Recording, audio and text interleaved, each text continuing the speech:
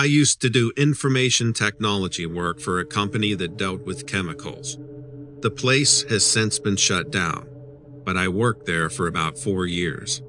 I would fix technical problems and make sure all the technology in the place was running smoothly. I installed a 24-camera security system that covered every bit of the inside and outside of the facility. When installing it, I was specifically instructed to put the cameras in the test facility on a different loop, so the rest of the employees, including myself, didn't have access to the feed. They also wanted me to put the computers in there on a different network as well. Anytime there would be technical problems anywhere else, it was easy to deal with. Anytime there was a problem in the testing site, however, it was incredibly annoying. I would have to have a guard and one of the executives with me monitoring everything I did. They would also restrict my access to the exact area that the tech problem was and used thick black sheets to cover up everything else. It made every simple fix take several days longer than it needed to. One time, I was working on one of the computers on the testing site, and they forgot to give me access to the light switch.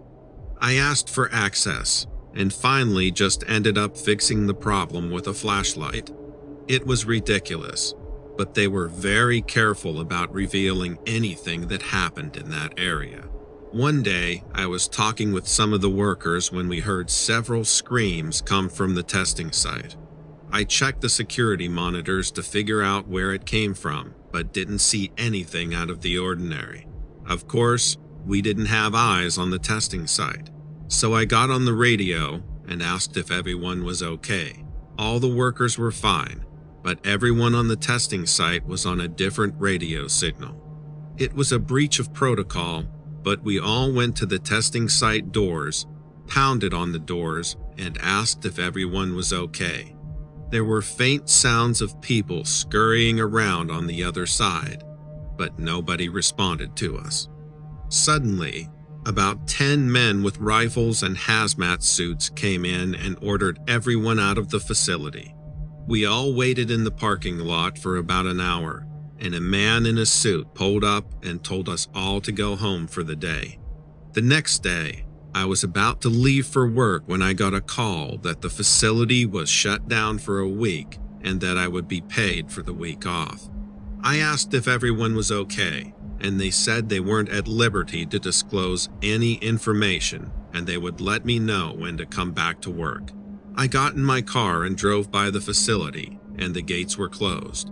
A couple of days later, I got a call that the facility was shut down and I'd be receiving a severance package. I parked by a gas station that was close to the facility to see if I could see anything. There was no movement for a while, and I was about to get out of there when suddenly I see the gates open and 3 black vans pull in. They drive straight up to the entrance and open their back doors. The men in hazmat suits start loading huge black bags into the back of the vans. Each bag took 2 men to load in the vans. I was horrified. Were these body bags? Did those people at the testing site die? I tried to rationalize it and convince myself I was being paranoid. They had to just be getting the last pieces of trash out of there. But if that was the case, wouldn't they just put everything in the dumpster out back? Something bizarre and possibly illegal was going on here. I got the hell out of there. I didn't want to be seen witnessing this and end up in the back of one of those vans. Later that night, I was scrolling through Facebook that the building had burned down. The report said it appeared to be due to faulty wiring. I couldn't believe it. I had to see it for myself. I drove by, and sure enough, the police and fire department had closed the road down, and you could still see the smoke billowing out of the remains of the building. I've since moved on with my life. I moved to Wisconsin, got a new job, and I have a beautiful spouse and family now. This experience has made me untrusting of people and has given me a passionate hatred of things done in secret. I realized that you could be completely innocent and have the best of intentions in the world and still end up in a body bag due to other people's sketchy behavior. Perhaps I could have saved everybody's lives if I had access to the security feed. This weighs heavily on me, but not knowing exactly what happened is even worse. Was it an accident that killed everyone in the testing site, or was it even more sinister? Were those people's deaths intentional? What kind of tests were they running in there, and why was it all top secret? And most importantly, why did they burn the building down? What didn't they want anyone to find in there?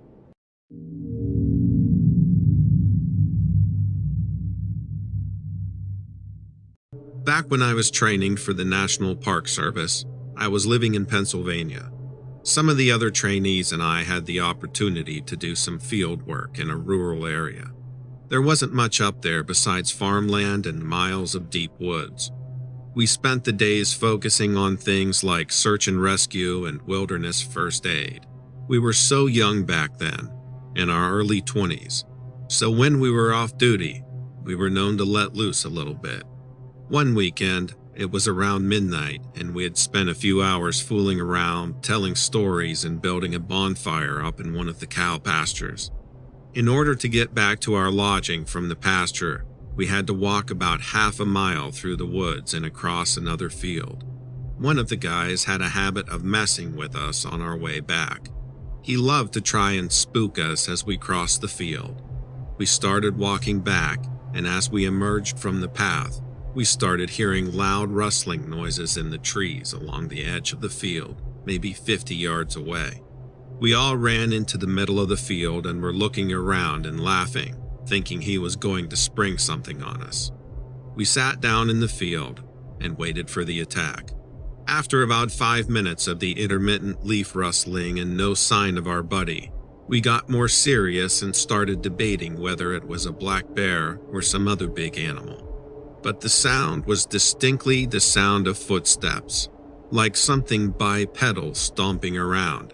The sound would pick up and then suddenly stop as if someone was running tree to tree. We got a little freaked out, and my buddy pulled out his cell phone and called the landline at the cabin.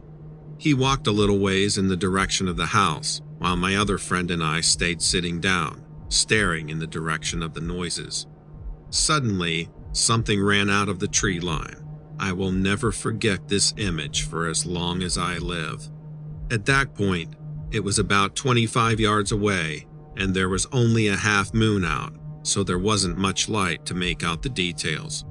But we watched as this incredibly tall thing ran across a portion of the field and then back into the trees.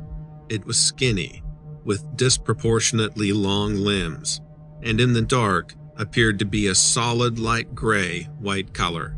As it ran, its incredibly long arms and legs swung in this disturbingly unusual way, and it appeared to be moving much faster than it should have been.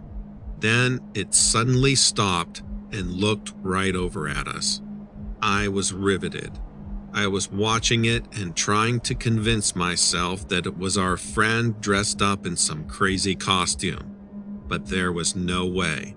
It was close to 7 feet tall, and the way it had been moving was inhuman. It was stretched out in a way that didn't resemble our friend's body type at all. It was terrifying to have it looking at us like that, and we thought for sure it was going to run at us and do God knows what. But then, as fast as it had appeared, it was gone back into the forest. My friend and I looked at each other in total disbelief. Then we stood up, ready to run back to the cabin. Our other friend, who had been on the phone, walked back over to us, oblivious to what we just saw. He said the jokester, who we had thought was going to play a trick on us, had picked up the phone at the cabin. He said he'd been in bed for an hour. Without saying anything, me and my friend who witnessed that thing started sprinting for our lives back to the cabin. The other friend followed us without understanding what the hell had gotten into us. We made it back, locked all the doors, and told him what we had seen coming out of the woods. None of us slept very well that night.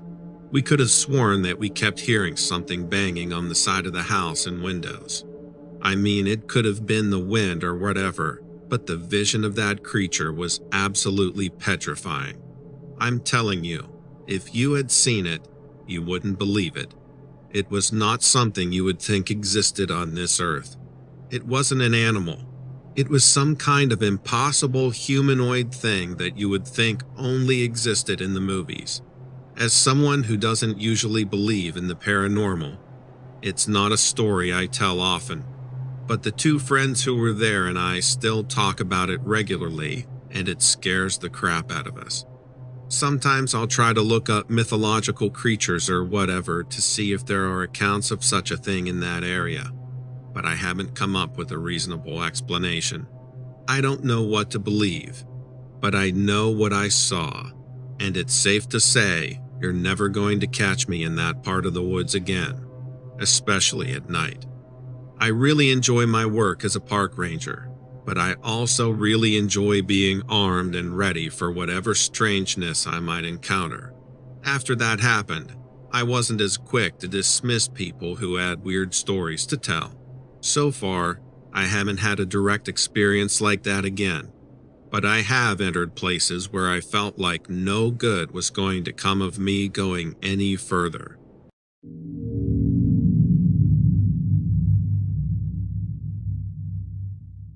Punctuality is important to me. I can't stand being late. I think I have that in common with a lot of people. Do other people obsess over the things that slow them down? Do other people sit in the office stewing about the car that held up traffic? Probably not. Maybe I take things to an extreme. It's because of that extreme that I can remember this night so clearly. By the time I tell this story, maybe you'll see that my obsessive behavior isn't all bad after all. I wouldn't remember the details if I wasn't still fixated on them weeks later. In this case, though, maybe my obsession wasn't just over my compromised punctuality. I was driving to a Christmas party in the southeast suburbs of Chicago. Coming from 3 hours south, that drive isn't exactly a thrilling experience. I left at 2 p.m. to ensure that I'd arrive by the 6 p.m. start time, regardless of any traffic or weather delays. It was snowing pretty generously, not enough to clog the roads, but enough to make the visitors from out of town weary. When I saw the flashing lights in the distance, indicating that there had been an accident, I wasn't particularly surprised. I was just hoping that I wouldn't be late due to someone else's poor driving. Strangely enough, I couldn't see the wreck when I reached the line of emergency personnel. There were more lights off the side of the road, and I could see a few men and women struggling to put up a tarp barricade, but it was too far away to be a car or motorcycle. They would have had to drop out of the sky to land that far out. It wasn't police in front of me either. Unmarked black vehicles and men standing around without any visible badges or identification. It was a shady operation. Again, I wasn't surprised when it started slowing people down. I watched the minutes tick away and anxiously bid farewell to my timely party arrival. The men in black were directing traffic one of two ways. Civilians went left into a clogged lane flanked by orange cones. Other emergency personnel, if that's what they were being directed through a gap in the black vehicles. Most of them were turning and driving off-road, but the lane ahead of us was completely clear. If they wanted to, they could have kept driving straight and completely avoided the traffic being created by the detour. I couldn't help myself. I needed to make up for lost time, not give up more of it inching through the emergency lane. I pretended not to understand the directions given to me. The wind and the snow made it believable. I drove straight. The guy I ignored chased after me on foot. He banged a few times on my rear windshield. If I'm being honest, it scared me. I sped up. I watched a few more of the men in black try to wave me down before I got too far down the road. If they hadn't acted so panicked, I might not have seen it. I would have been staring ahead, thinking about the party. I would have been cycling through my mental list of nooks and crannies where I knew the police would be hiding with their radar guns. I would have already been speeding. Instead, the shouting and their frantic waving pulled my attention outside of the car. My eyes wandered beyond the road, to the collection of lights and to the tarp that the emergency personnel were still wrestling with. It flapped loose and revealed the hulking metal mass that the strange government officials were trying to obscure. It was shaped like a plate or a frisbee, obviously metallic and the size of a semi-trailer. The structure was lodged in the ground at an angle. The back half of the disc-shaped vehicle had broken off. It lay flat on the snowy earth, just behind the portion that was stuck in the dirt. I was reminded of the Titanic. Supposedly, the front half went down and the back half broke off, right? I imagine the people working to hide the vehicle would have preferred that it landed in the open ocean. They would have preferred it sunk to the bottom of the sea, instead of sitting there on the side of an Illinois road. There were a few body bags behind the tarp, placed in a line alongside the rack. I saw 3 of them. The snow made it hard to tell if there were more. The bags were short, too short to belong to any adult, you know? Maybe too short to belong to a human being. I made it to that party. I was acting a little strange, but I'm not the most social person to begin with. I'm sure everyone else figured that I was distracted by the same monotonous things we all deal with. When I got home, my real distraction was waiting for me. More of the figures and unlabeled uniforms. More black vehicles driving around my neighborhood. They stopped me at my door. They asked a few questions about that night. They asked me what I'd seen, and, without explanation, they asked me if I had been suffering from any nosebleeds lately. I lied. I told them I couldn't see a thing in the storm. They liked that answer. The nosebleeds? I don't know why they were happening. They stopped a few weeks later. I did as much research as I could. I made phone calls. I combed the internet. There wasn't an accident reported that night. All I can do now is obsess over the details. I'm still upset that I didn't make it to that party on time. I'm upset that I don't have answers either. What was that disc-shaped vehicle? What could have been lying in those small body bags? What was with the nosebleeds, and what would have happened if I didn't lie to those men on my porch?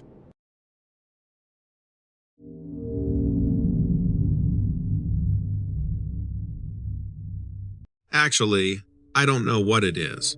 I mean, I really don't know what I saw, but I'm convinced it's something that the government doesn't want us to know about.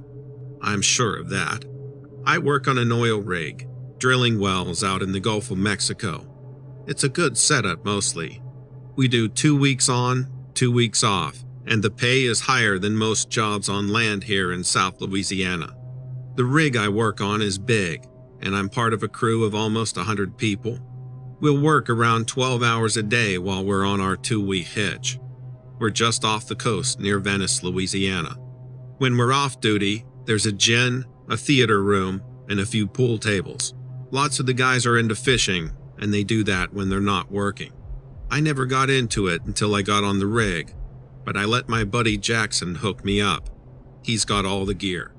Depending on what shift we were on, we might be out there early in the morning or late at night, just waiting for those fish to bite. If we got a good tuna or something, we'd get the rig cooked to fillet and cook it. Anyway, fishing is a lot of staring out into the ocean. There's not much to see out there, so if there's anything, you notice it. One day we were sitting out there and saw a ship. Not a big deal normally. Ships come and go, but they're usually pretty far away. But this one was close enough though that I could see the flag it was flying. Looked to me a lot like Old Glory, so I figured it was US Navy. The weird part was that the ship hung around for a while. They don't usually do that, at least that I've ever noticed. I asked Jackson, and he said no, it wasn't really normal for one to hang around near a rig, especially not a Navy ship. We do get ships out there, of course, hauling oil or doing other jobs for the oil business. Neither of us could figure out what this Navy ship was doing, though. We saw it a couple more times on that hitch, just sort of hanging around, and I had a bad feeling about it, but wasn't sure why. I'd never had that feeling about a ship before. Something just seemed off. Next hitch, Jackson wasn't there. We'd gotten off each other's schedules. I'd been thinking about the ship, so I borrowed some binoculars from a friend who's into birding. I thought maybe I could see what was going on. Sure enough, while I was fishing one morning, I caught sight of that ship again, just stalling around near the rig. Not near enough so I could tell what was going on, though. I trained the binoculars on it, and it took me a while, but I finally located some activity. Off one side, I could see some people heaving something to the edge of the ship. It was hard to see what it was, really. I trained the binoculars on it, and it looked like a big box. They shoved it over the side, and it sunk right away from what I could see. After that, the ship turned and slowly glided away. I watched for the next few mornings, and each time, the ship came, dropped something in the water, and left. Everything they dumped looked similar, like huge boxes, maybe the size of a compact car. I was curious, so I asked around on the rig, and no one knew anything about the ship. Or they didn't want to say. I felt like a couple of people acted nervous, like maybe they did know something, but didn't want to open their mouths about it. During the next 2-week hitch, I was at it again with the binoculars, and this time Jackson was back with me. We were on the day shift and started fishing in the evening. I saw the ship come near sunset, and we traded the binoculars back and forth. We couldn't see any activity this time, or at least not with people tossing things overboard. We saw some people moving around the deck, and I was curious and wanted to know why the ship would be just sitting there. On the second evening, though, things started to heat up. At least that was my impression. A lot of people, maybe 20 or 30, crowded on deck. They had a bunch of big black bags that they were hauling around like they were heavy. 2 people had to carry each one. I asked Jackson what he thought they were, and he said, body bags. I took the binoculars back, and that was what they looked like. There were a lot, maybe 100. Why would the Navy be hauling around 100 body bags? I asked him. Neither of us could guess. I mean, wouldn't we have heard it on the news if that many Navy guys died? It was weird. We decided to try to track the ship, find out what it was and why it was there. I'd written down the dates and times when I'd seen it, but when we checked the ship tracking websites, it didn't show any ship being there at those times. Once we'd figure out how to track ships, we used our last few days on the hitch to watch for it anytime we could. We saw it one more time, but it didn't show up on the tracking site. Also, that time, we didn't see it dump anything. We also borrowed a shortwave radio and searched for messages coming from the ship, but there was nothing. No matter what we tried, we could find no concrete evidence that it existed, like it wasn't even there, except that we could see it. I'm convinced someone was hiding that ship. They didn't want anyone to know it had been there. And whatever it was dumping was something they wanted to hide too. I wish I had gotten a better look at it. Next time I go out, if I'm on that same rig, I'll look for it again and let you know.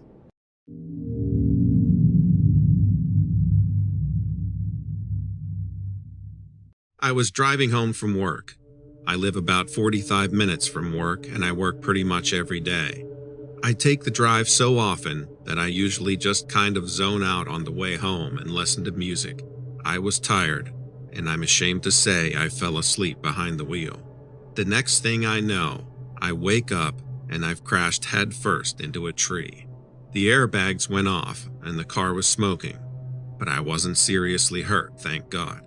I do still have whiplash and my back hurts, but it could have been much worse. I'm seriously grateful that I didn't hit another car or a person walking on the side of the road. I immediately called my wife and let her know I was in an accident, and I was okay but needed to call the police and my insurance. I got off the phone and got out of the car and looked around. My car is totaled, but had the tree not been there, I would have gone much farther down a hill and possibly been killed. I called 911 and gave them my approximate location as accurately as I could. They said since I blacked out, I could have head trauma and should go to the hospital. I don't have any health insurance, so I was pissed, but as per protocol, they sent an ambulance. Better safe than sorry. Anyway, I was just walking around trying to catch my breath, and I saw something close to my car. I thought it was a deer at first due to the huge antlers on its head. The closer I got to it, I realized this creature was not a deer. This thing towered over my car on its hind legs. It had to be like 8 feet tall. It had huge muscles, red eyes, giant antlers, gray skin, and long black hair. It looked right at me and just stood there. I was in shock. It let out this huge shriek that was the most appalling thing I'd ever heard in my life. It sounded like a wounded animal crying out, but more aggressive and like nothing I'd ever heard before. The police came and the sirens and lights must have scared it off. It ran off into the woods shrieking, and I ran over to the police officer. When I explained what I just saw, he told me to sit down and that I was in shock. He said there was nothing out there to get me and I needed to calm down and breathe. I kept insisting that the creature was just here, but he just kept trying to calm me down. When the ambulance came, I tried to explain to the paramedics what I saw, but they kept saying I most likely had head trauma from the accident and I was just hallucinating. I was seriously pissed off. When I arrived at the emergency room, I tried to explain to anyone that would listen what just happened, but they all kept saying the same thing. They told me to calm down. I was probably experiencing head trauma, and I was hallucinating. I got an MRI on my head, and the doctors determined that I had suffered a mild concussion and would most likely experience whiplash. I asked, if I hallucinated at the scene of the accident, why wasn't I hallucinating now? They just kept insisting that I needed to calm down, which kept making me angrier and angrier. My family got there, and I tried to explain to them what happened. I told them about the antlers, the huge body, the long hair, the red eyes, the awful shrieking noises. Then they, my own family, told me I hallucinated as a result of the head trauma. I just needed to calm down and take it easy. I know my family wanted the best for me and just wanted me to get well, but my own flesh and blood not believing me felt awful. I felt lost when I got home. I called my friends to let them know what happened. All of them told me that I probably just hallucinated as a result of hitting my head, and I needed to relax and let it go. I debated filing a police report, but I already knew what they were going to say to me. I've been feeling so lost since this happened. I called my work and told them I was in an accident and needed to take the rest of the week off. I told my boss about the creature I saw, and he told me it sounded like a creature called Wendigo. He was the first person to believe me, and he claimed that his wife saw a Wendigo in the middle of the woods when on a camping trip. It was so validating, and even though it was such a horrid-looking creature, the fact that somebody else saw it made me feel some relief.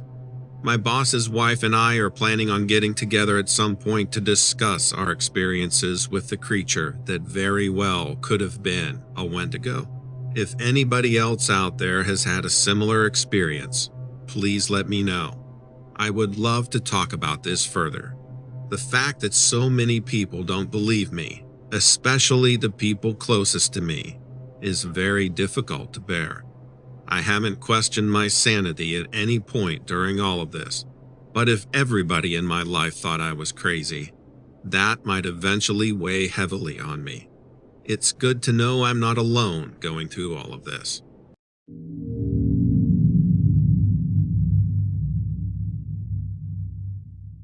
I've loved being a ranger for the past 20 years. I'm getting ready to retire from it, only because my dad needs me to help him out on his farm in Colorado, now that he's getting up there in years. Listening to your channel for the last couple of months has made me think back on some interesting things that I've seen. My job has taken me all over the country. Some years ago, I was working out at Santa Rosa Lake State Park in New Mexico. My mom and dad used to like to come down and stay at the campground sometimes in the late fall when they weren't so busy on the farm. My dad liked to fish for walleye in the lake. Even though it was cold, the area was very quiet and peaceful at that time of year. My mom, though, would get a little bored out there. She really wanted to go down to Carlsbad Cavern, which is about 4 hours south of there. I had never been down to Carlsbad, and since I had a couple days off, we decided to drive down together. I had actually been thinking of trying to get a job down there, so it was a good opportunity to check it out. We ended up not leaving until late afternoon since I had to help out with a plumbing issue at the park. Once we got going, we decided to stop in Roswell since it was on the way and we were hungry. So we pulled into town and went to all the alien novelty shops and everything. We took a bunch of goofy pictures around town and had dinner at a UFO-themed diner. It was like being a little kid again on a road trip with my parents. After we ate, we hit the road again. We had goofed around so much, it was about 9 o'clock when we left.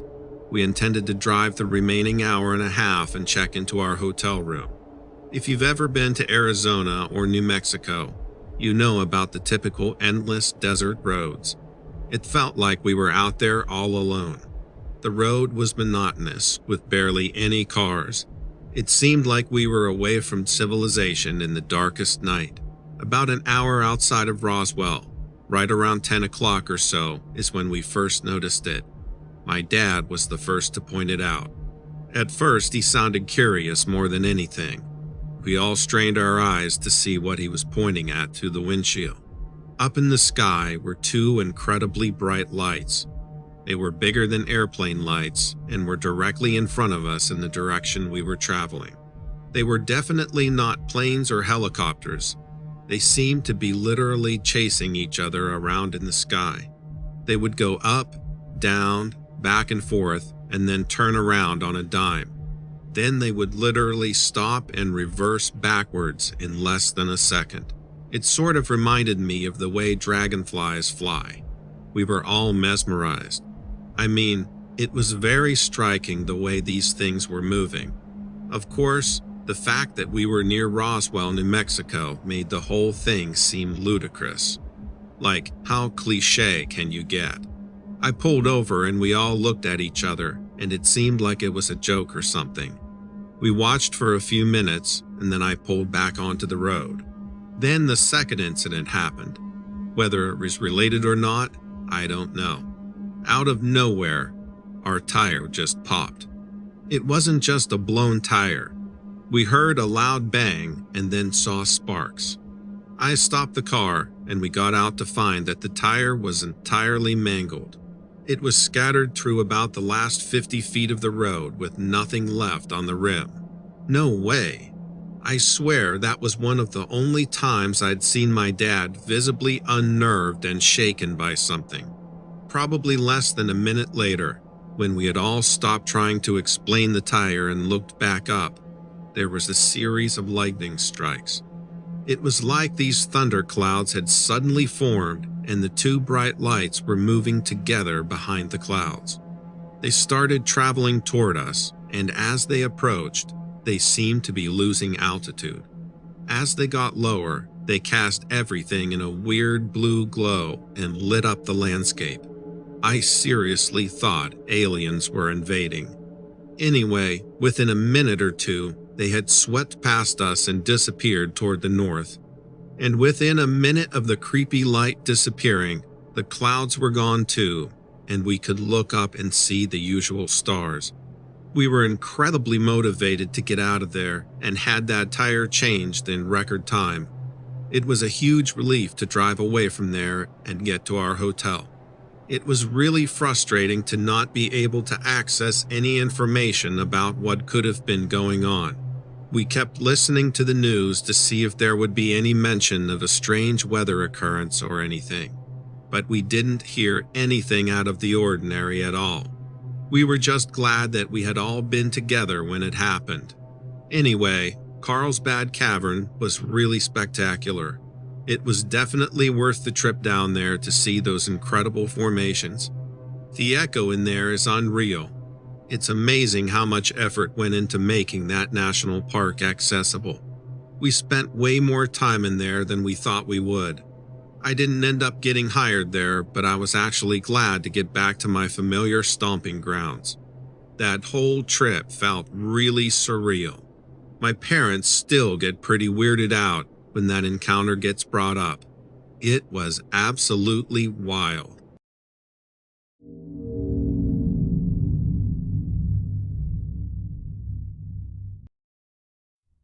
I've been working as a librarian in Seattle for several years now. One day, as I was walking to work, I noticed an unmarked building in a quiet, secluded area of the city. It piqued my curiosity, and I began to wonder what could be going on inside. As a librarian, I've always had passion for learning and uncovering information. I have a keen eye for detail and a natural tendency to investigate. So naturally, I became obsessed with uncovering the secrets of the unmarked building. I began by doing some online research, but I couldn't find any information about the building or the company that owned it. I decided to take matters into my own hands and began walking around the perimeter of the building, trying to find any clues. I noticed that there were no windows on the building's exterior, which struck me as odd. I also saw several people coming and going from the building, but they were all dressed in suits and seemed to be in a hurry. I tried to follow them, but they always seemed to disappear into thin air. One day, I struck up a conversation with a man who worked in the coffee shop next door. He told me that he had been curious about the building and that he had heard rumors that it was some kind of government agency. He even mentioned that he had seen people in military uniforms going in and out of the building. The more I dug into the building's mystery, the more I became convinced that there was something sinister going on inside. I couldn't shake the feeling that I was being watched, and I began to feel like I was in danger.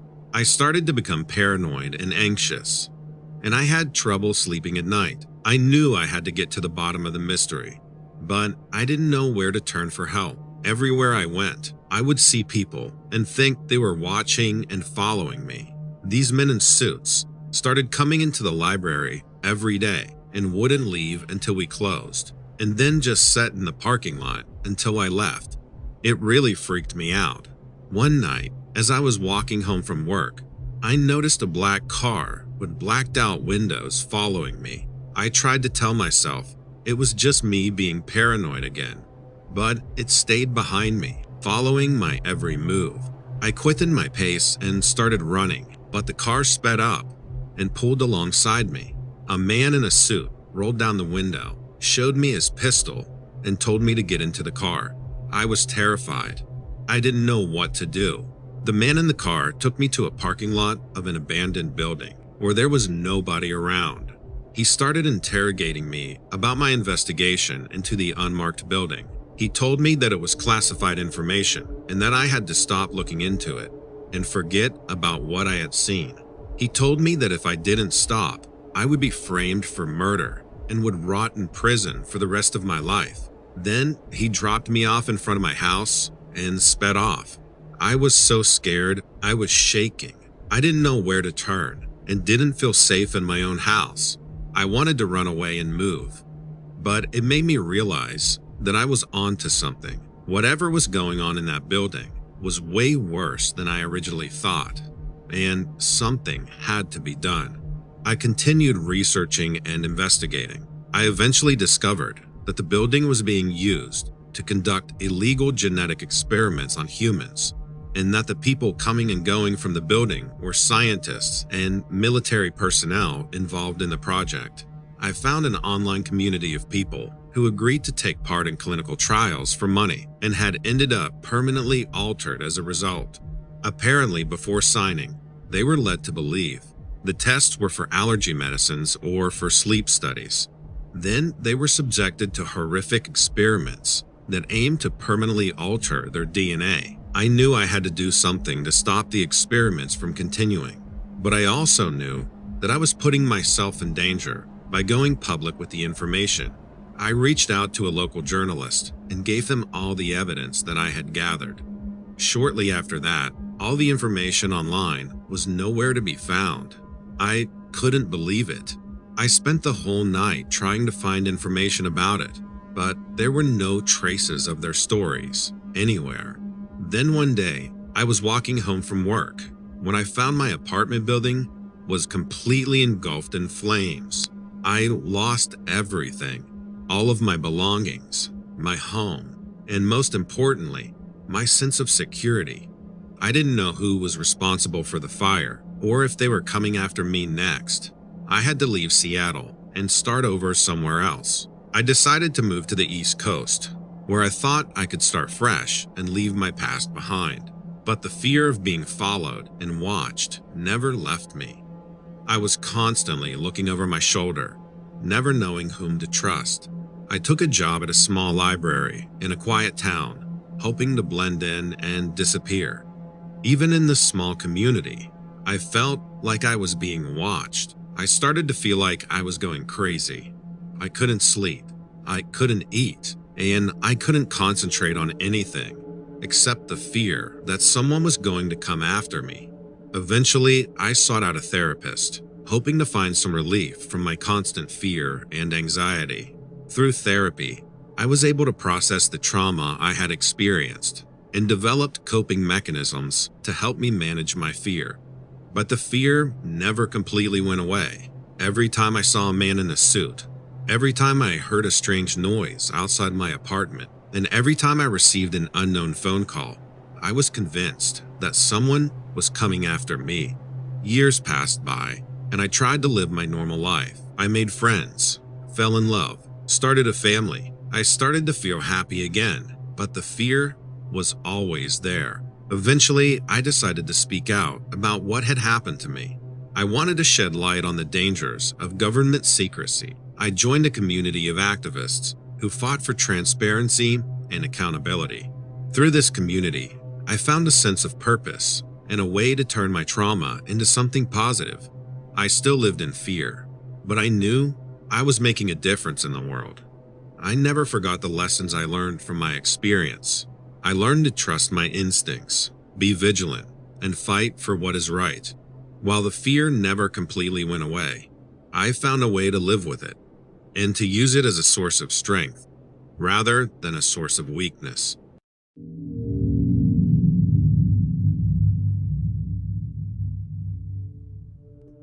I have been a truck driver for almost 10 years now, and it's allowed me to travel all over the country.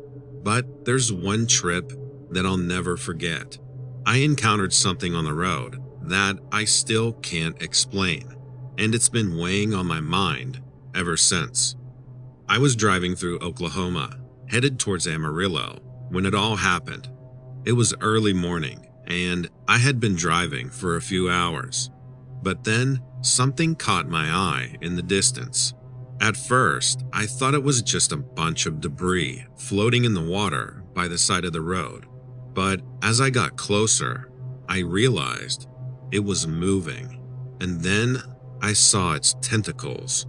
They were huge, probably around 10 feet long, and they were writhing around in the water. I had never seen anything like it, and I honestly couldn't believe it. I slowed down and pulled off to the side of the road. I got out of my truck and walked towards it. The tentacles were attached to a body that must have been 30 feet long and covered in a thick, slimy substance. It was a freakishly mutated octopus. There it was, squirming around and making its way down the road. I was in complete shock, and I stood there staring at the creature. I never believed in anything supernatural like God, Bigfoot, aliens, or anything like that. I had always been quite skeptical of anything that science couldn't explain, but we've still only explored about 5% of the ocean, so I'm far more scared of the sea than I am of the sky. But this thing was much larger than any sea creature I had ever encountered. It was terrifying, seeing how quickly such a large creature was moving. Seeing its tentacles and body flop and squirm all over the place was disturbing. I didn't know what to do, and I just stood there, staring at it. Then suddenly, it shot toward me. I stumbled back, tripping over my own feet, and fell hard on the ground. I could feel the creature's slimy tentacles wrapping around my legs, pulling me closer. I was in a panic, and I knew I had to get away before it killed me. It was strong and dragging me along very quickly. I got closer to its giant head and black eyes, and that's a sight I'll never forget. I was alone, with nothing but this monster trying to kill me. I was desperately trying to grab at the road to get away from it, but just managed to tear up my hands. I knew I had to fight back somehow. I managed to grab a nearby rock and threw it at the creature as hard as I could. It let out an awful screech, and its tentacles loosened their grip. I scrambled away and took off toward my truck. I opened the door, hopped in, and shut the door. When I looked ahead, the creature was nowhere to be found. I was really shaken up, but I knew I had to warn somebody about this dangerous beast. I got back into my truck and drove to the nearest town. I went straight to the local police station and explained to them what had happened. They looked at me like I was crazy, but then I found out that I wasn't the only one who had seen the creature. There were other reports of a strange, giant octopus-like creature in the area. There were also lots of reports of people going missing after swimming, fishing, and boating in that same lake. The local authorities couldn't help me at all, but they did some research and told me that the creature was likely a Pacific Northwest tree octopus that somehow had made its way to Oklahoma. They said it was highly unusual for it to be so far from its natural habitat, but that it could have happened, and they thought I was exaggerating about the size and aggression of the creature. I left the police station with more questions than answers. All I knew was that I had to come face to face with something that I never wanted to see again. It had to be some sort of paranormal creature, and I knew that I couldn't be the only one who had seen this thing. I continued down the road, made my delivery, and stopped at a motel to sleep before heading home. After a few days, I managed to calm down and process what had happened. I'm still not sure what to make of the encounter. It's something that will stay with me for the rest of my life. I'm also grateful for the experience. It opened my eyes to the possibility that there are other things out there that we don't understand. It also made me much more empathetic toward people and their experiences.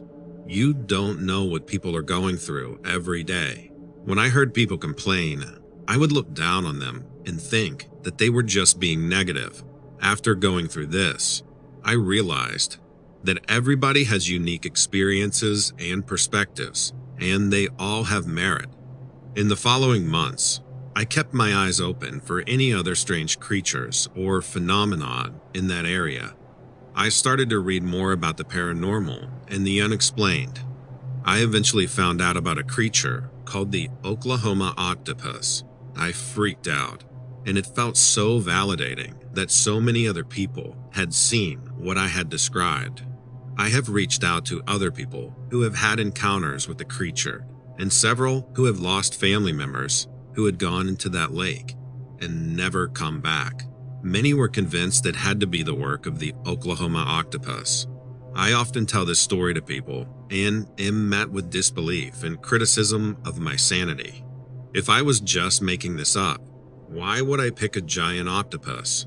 Seriously, with all the accounts of seeing Bigfoot or UFOs out there that people believe, why would I pick a giant octopus in Oklahoma? But I used to not believe other people's stories, so I try to not get frustrated.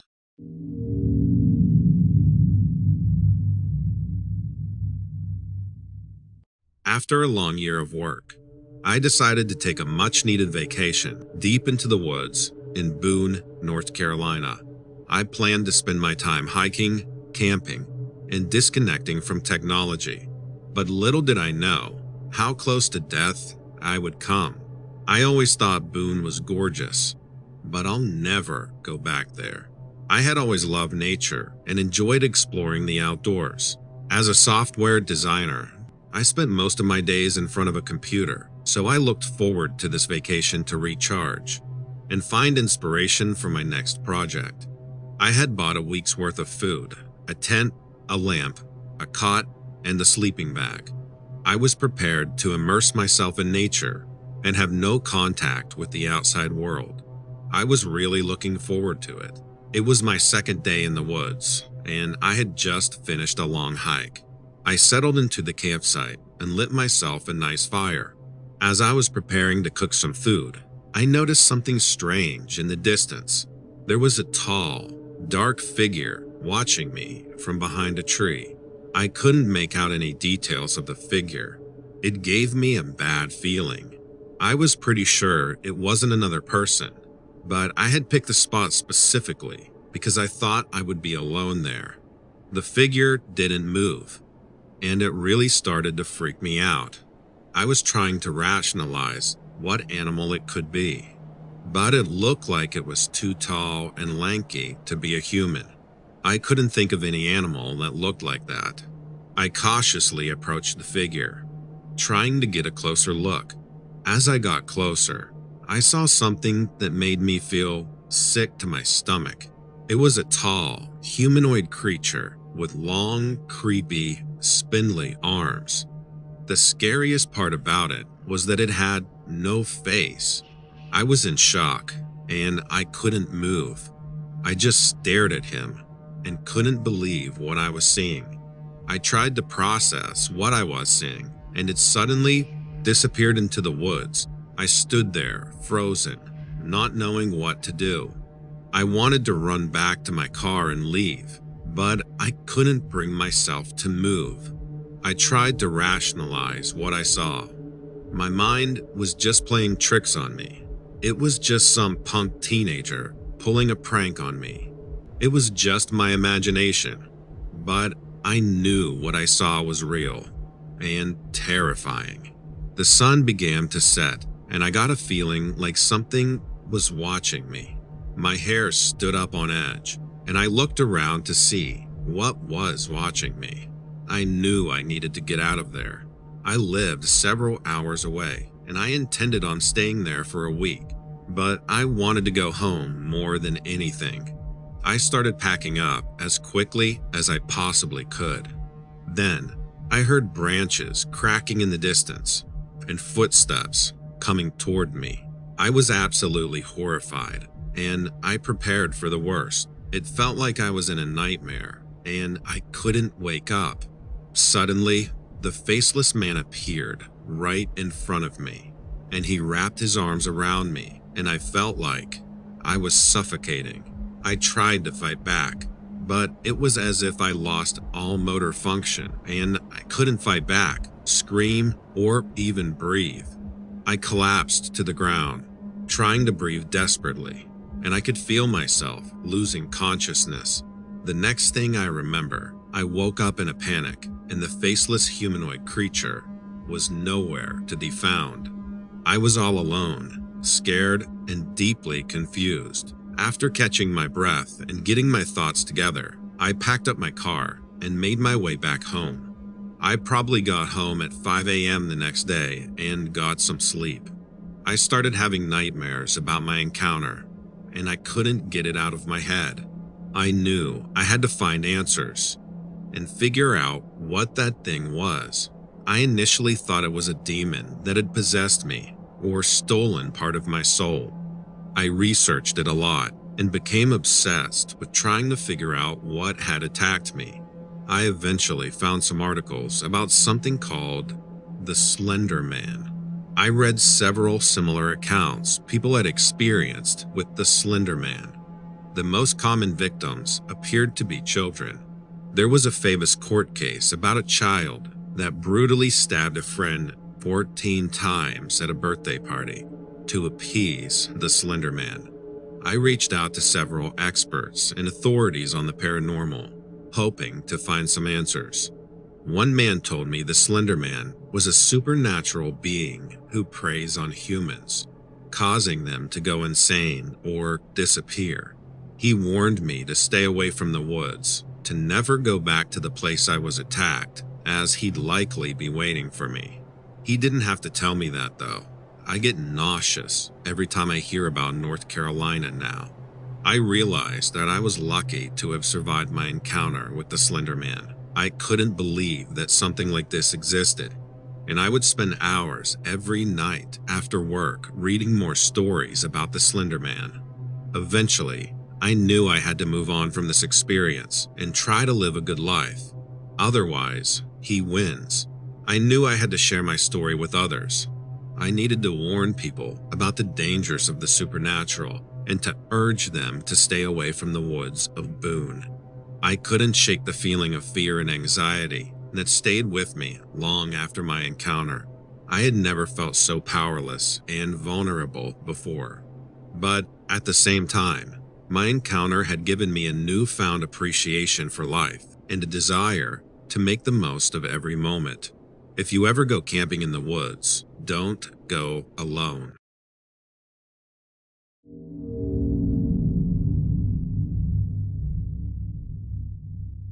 As a law enforcement officer in Georgia, I have come across many strange and unexplained cases in my career, but the one that has left a lasting impact on me is the case of the family who encountered the black-eyed children. According to the family's account, they were returning home from a neighborhood gathering when they saw two young children standing by the side of the road. The children appeared to be about 10 years old, with jet black eyes and pale skin. The family offered to help, but the children refused, insisting they needed to use the family's phone to call their parents. Despite the family's initial unease, they allowed the children into their home, and that's when things took a terrifying turn.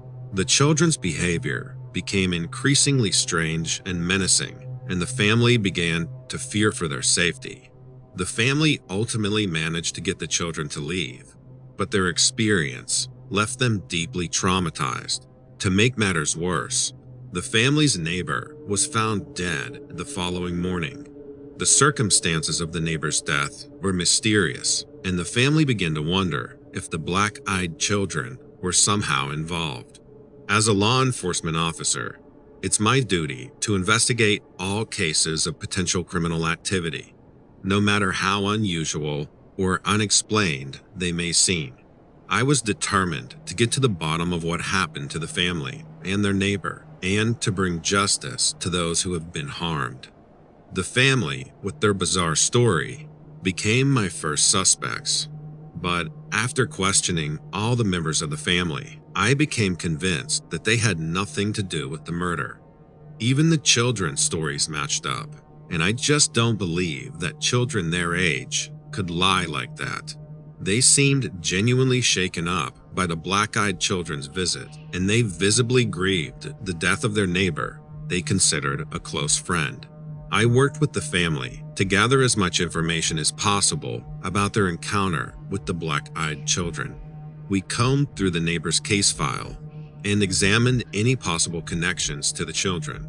Although we didn't find any concrete evidence linking the black-eyed children to the neighbor's death, we were not about to give up. We believed that there was more to this case than initially met the eye, and we did not rest until we uncovered the truth and brought those responsible to justice. As a law enforcement officer, it's my job to protect and serve the community. I take that responsibility seriously, and I did everything in my power to ensure the family who had suffered at the hands of the black-eyed children got the justice they deserved. We continued our investigation, interviewing witnesses and searching for any leads that could shed light on the case.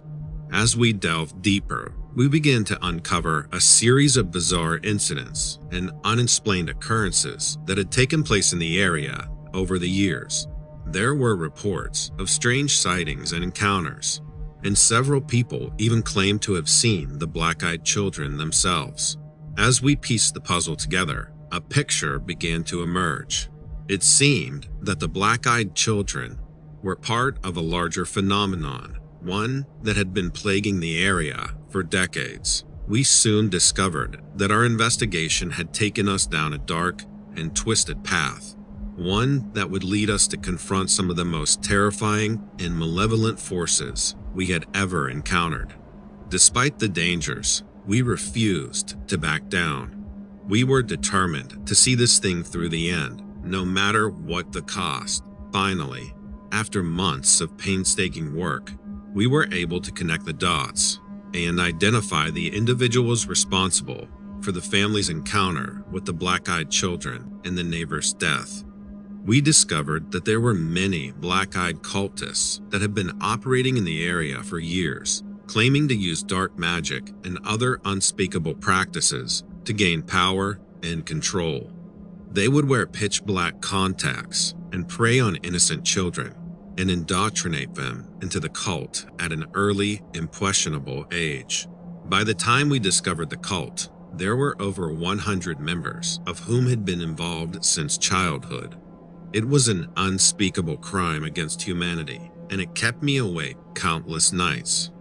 I've seen some truly awful things in my life as a police officer, but this case is something we regularly talk about, and I still have severe PTSD at the thought of those innocent children who would lead murderous lives of debauchery and crime.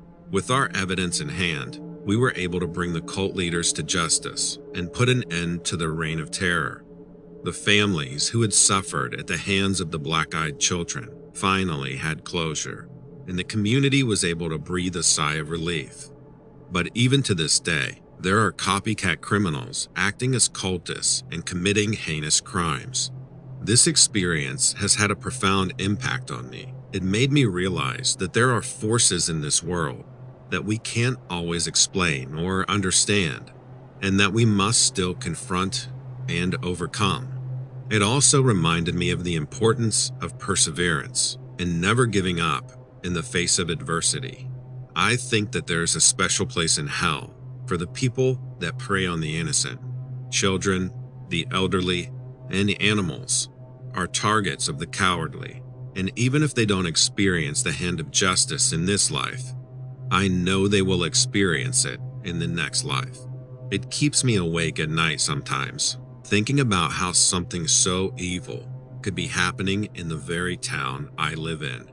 While the case of the black-eyed cult may have been one of the most terrifying and unsettling cases I have ever worked on, it was also one of the most rewarding because, in the end, we were able to bring justice to those who had suffered, and that is what being a law enforcement officer is all about.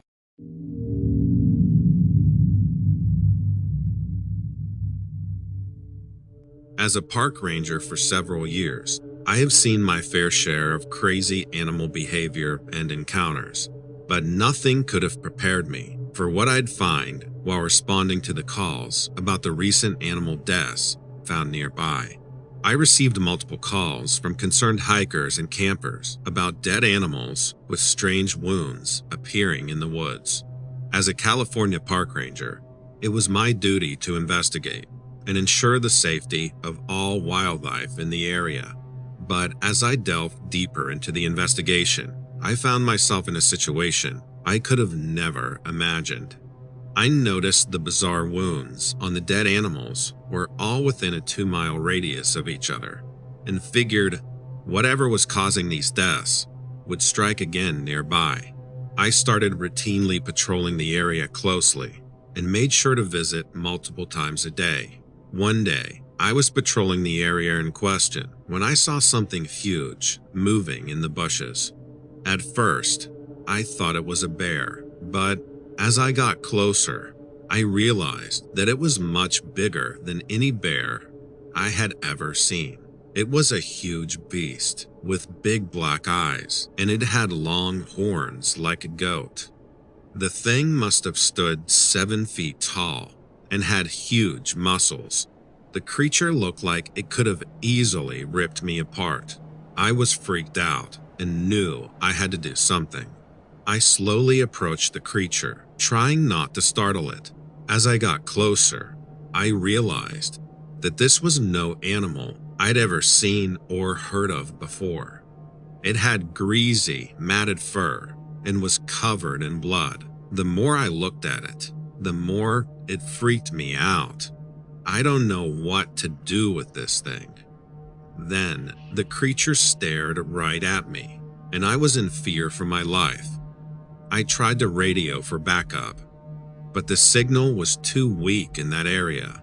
It was just me and this terrifying creature alone in the woods, and I had no idea what to do with it.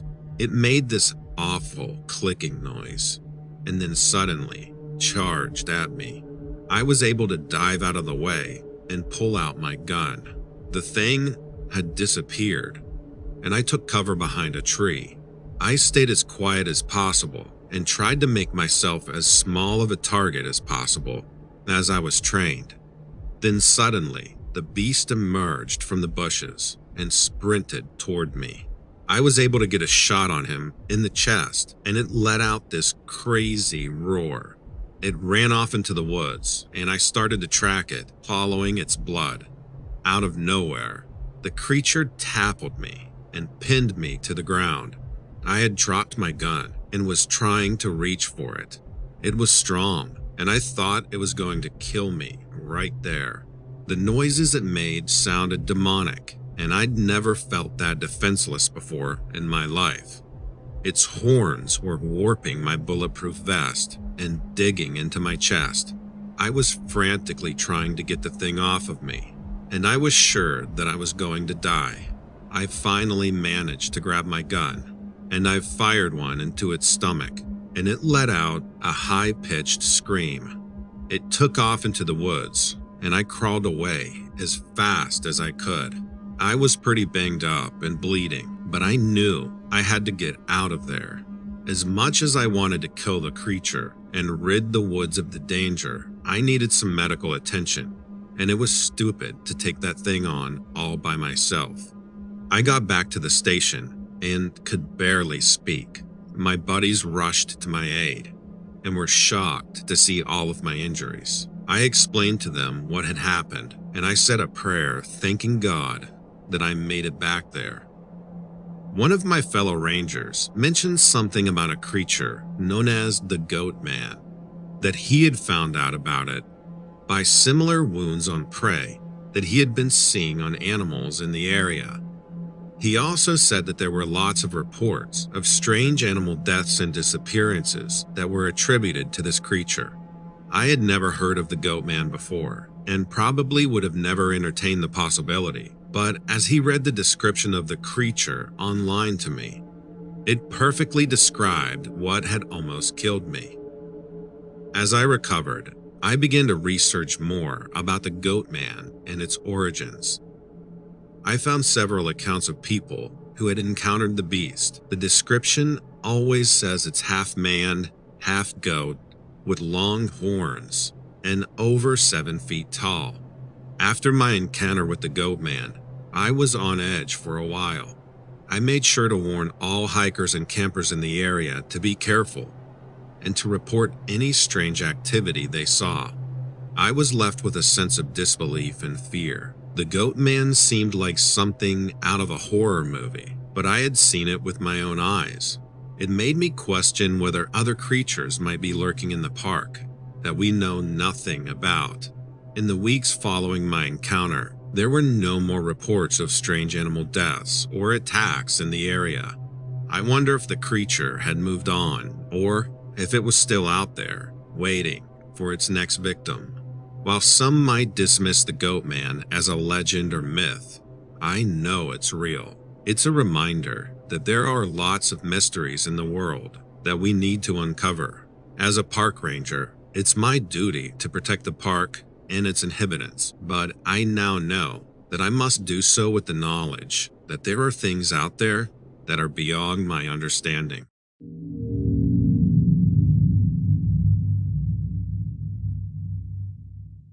I've been a middle school teacher for almost 25 years now, and I love it. It is so fulfilling to know that I've personally impacted the lives of countless children, and the friendships I have been able to create in the process are beyond anything I thought was possible. Some of my old students still keep in touch with me well into their adult years. It's been so rewarding watching these children that I used to teach go get married, live happy lives, and become impressive members of society. In my opinion, that's what life is all about. But there's one classroom that I'll never forget. I'm convinced it's haunted by the ghosts of dead children, and it's been the source of my anguish for many years. I was assigned to room 303, an old, rundown classroom in the middle of the school. It had a reputation for being difficult to manage, with students acting out and getting into fights. But I didn't think much of it. I was ready to take on the challenge of turning it into a positive learning environment. I think it's so important to have this attitude in life. If you let the negative events that life inevitably throw at you get you down, you'll be a slave to it until you die. You must have a plan on how you're going to provide value to the world and be a positive presence in people's lives. If you simply react to life, it will grind you down to a nub. It was my second week in the classroom when I noticed something very strange. There was a cold breeze that would come from the back of the room, even when the windows were shut. I tried to brush it off, thinking it was just a drafty old building. But then, I started hearing whispers and giggles coming from the back of the room. I would turn around to see if any students were messing around, but the room was always empty. It was as if the sounds were coming from the walls themselves. Then, one day, I saw a small figure dart across the room out of the corner of my eye.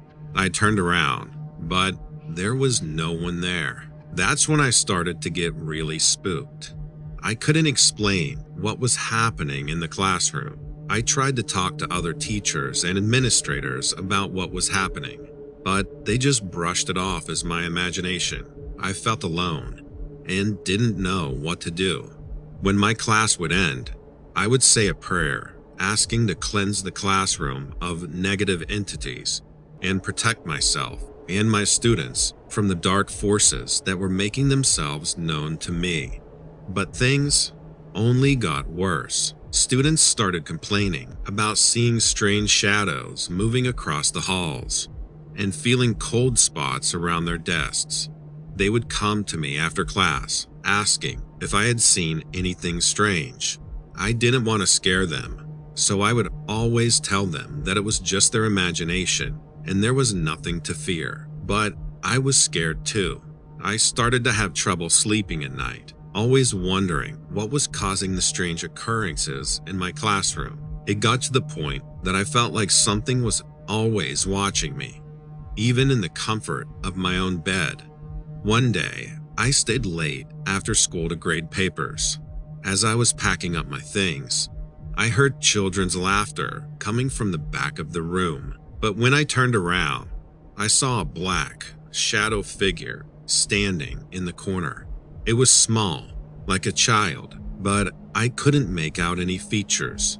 I just froze and couldn't move. The black shadow figure started floating closer and closer to me. It freaked me out so bad that I ran out of there, leaving my keys on my desk. It must have been 20 minutes before I finally gathered enough courage to go back in there and grab them. I knew I had to find answers. I did extensive research on the history of the school and found out the building had been used as a hospital during the epidemic in the early 1900s. Many children had died there. I tried to talk to the school administrator about what I had found, but they didn't want to hear it. They thought I was just causing trouble and trying to scare the students. So I reached out to a paranormal investigator and, with my own money, hired him to investigate the classroom. The investigator confirmed my suspicions. There were several spirits of children who had died in the building still lingering there, unable to move on. They were harmless, but were likely drawn to the energy of the students in the classroom. The investigator suggested a few ways to communicate with the spirits and help them find peace. I finally had an explanation for what was happening in the classroom. I started to feel less scared and more empowered to help the spirits move on. I started implementing some of the investigator's suggestions. I brought in a medium to help communicate with the spirits and perform a cleansing ritual in the classroom. I started incorporating lessons on the history of the school and the flu epidemic to honor the spirits and help them find peace. It wasn't an easy process, but eventually, the strange occurrences in the classroom stopped. The students seemed to be at more ease, and I felt like I had made a positive impact on the school. I still think about the experience often. It has made me more open-minded to the paranormal and the unexplainable. It has also reminded me of the importance of being compassionate and an understanding educator, always willing to listen to my students' unique outlooks on life. I never thought I would have a paranormal encounter as a teacher, but the experience has taught me so much. I feel grateful to have had the opportunity to help the spirits find peace and to have created a positive learning environment for my students. It's easy to dismiss the paranormal and the unexplainable as imagination or fiction, but it is important for all of us to approach these experiences with an open mind and a willingness to learn and grow.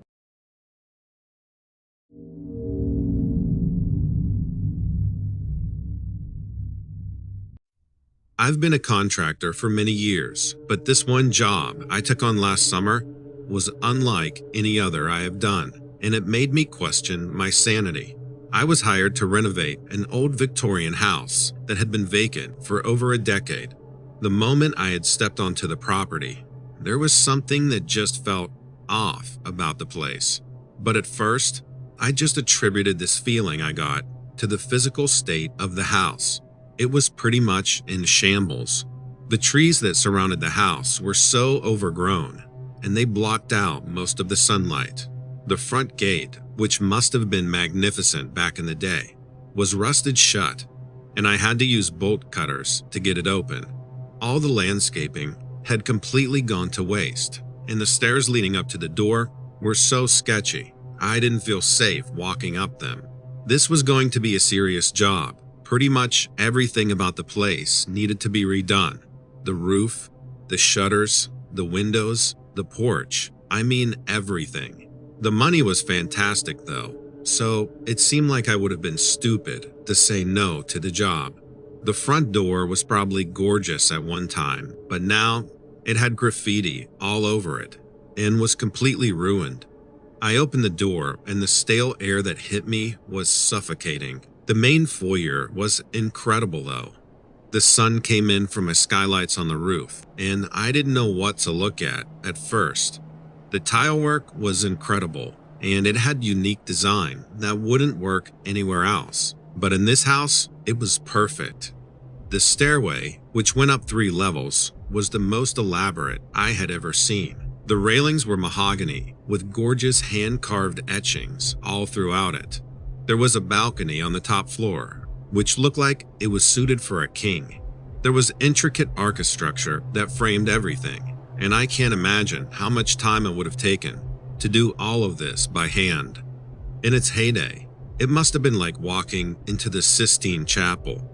As gorgeous as it was all in rough shape, and everything about it needed some serious love. The wallpaper was peeling off the walls. The floors were covered in dust and debris, and the whole place had been neglected. But I was honestly excited about the opportunity to bring this masterpiece back to life. The downstairs was a different story. Right off the bat, I got the worst feeling of dread as I opened the door. It was unnaturally dark and dank going down the stairs, and I was nauseous. I turned on the lights, and the basement was filled with creepy objects like crosses, dolls and candles, and I immediately wanted to get the hell out of there. On the other side of the basement was a makeshift altar with creepy symbols all over it. There were Bible verses written with red spray paint all over the walls, and a giant pentagram with candles all around it on the floor. As much as I wanted to run out of there right then and there, I was a skeptic and didn't really believe in ghosts or demons or anything like that. It was a lot of money, and if I just worked diligently for about 6 months and could deal with the creepy interior, my lifestyle would be completely upgraded. The longer I worked on the house, the more I started to feel a dark presence. I would hear strange noises coming from empty rooms, and I felt like I was being watched every day as soon as I pulled into the driveway. I just kept telling myself that there's no such thing as ghosts, and I had a big fat paycheck coming my way. But I quickly became an avid believer in the supernatural. The first intense experience I had with the entities was when I was painting the hallway one night. I had been painting all day and was about to call it a night. Suddenly, the temperature in the room dropped, and I could see my breath. I turned around, and there was this figure standing in the doorway. It was a dark, shadowy figure in the shape of a tall man. I had never seen anything like that before, and I kept blinking and staring, trying to convince myself it was just my imagination. It made a low, growling sound and started coming closer to me. I immediately ran out of the house and didn't come back for several days. I didn't know what to do. I had invested so much money and time into the renovation, but I didn't think I could continue working on the house. I talked to my spouse about it, and they told me that I probably just worked too much that day without a break. They told me I needed to get up earlier in the morning and not work there at night anymore. When I finally did come back, I took my spouse's advice. I would arrive early in the morning and leave before nightfall. But the entities became much more active. They would whisper, move things around, and laugh. And it got to the point where none of my workers would come to that house with me anymore. The shadow figures would appear before me, and often the feeling of dread became more and more overwhelming. One day, I was up on a ladder replacing an old light fixture, and I felt a hand violently tug my back and pull me down the ladder. I landed on the tile floor, hit my head, and lost consciousness. When I came to, I saw a dark figure standing over me, and I couldn't move or breathe.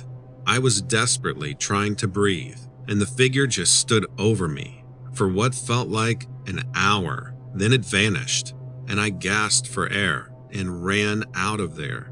I called the owner and explained the situation to him. He just laughed at me and told me I was being ridiculous. I refunded him his money and took a big financial loss for the materials and labor costs I put up to fund the project. I didn't care about the money anymore. I just needed to get away from that house. I refused to go even to that section of town anymore. I go to church actively now and do lots of research before I accept any job. Whatever was in that house wanted me dead, and I'll never be the same.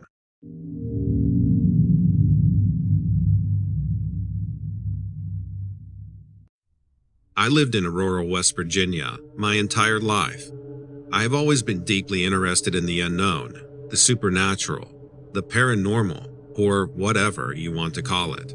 I've always been open to the existence of things beyond our comprehension, and have had some experience with spirits when I was younger.